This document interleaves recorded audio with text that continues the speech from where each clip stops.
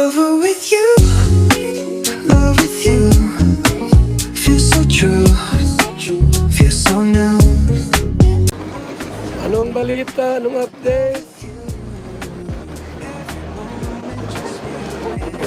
Wala na ba ang Rochelle?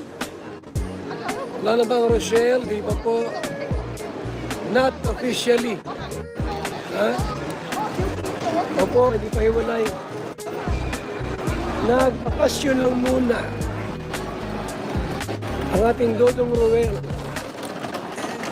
Alam mo na, siyempre, family first. May sakit po ang mama ni Dodong Roel po, may sakit, nagpapagaling. Focus muna po sa pamilya. Ano po? Focus muna sa family. Oo. Hindi pa hiwalay. Okay naman. Hindi pa po hiwalay. Daming tao rito. Yan o.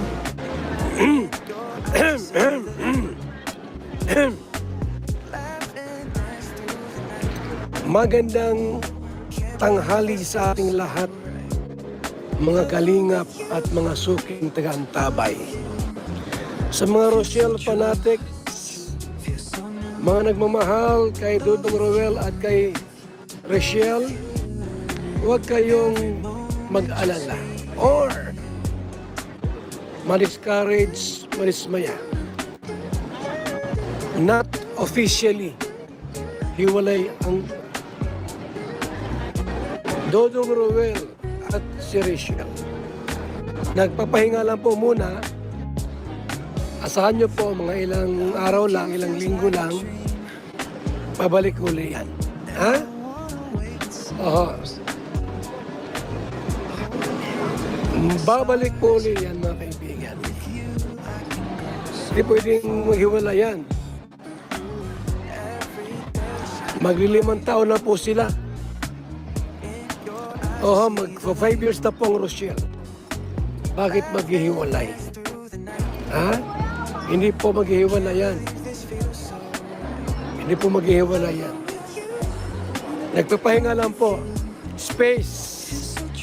At alam mo na, si Dodong Roel ay focus muna sa family. Dahil yung mama niya ay may sakit. Tapos, nagpapagawa ng mansyon. Sa probinsya, kaya yun muna po. Wala pa siyang time na pupunta ng daet para dalawin ang kanyang iniirog. Yan po ay tampo-tampo lang po yan. Not officially. Kung makita nyo po na si Roel ay mayroong ibang babae at may ibang kasintahan, yun, pwede nyo sabihin. Or kung makita nyo po na si Rochelle ay may ibang jowa, pwede nyo sabihin na mayroon na.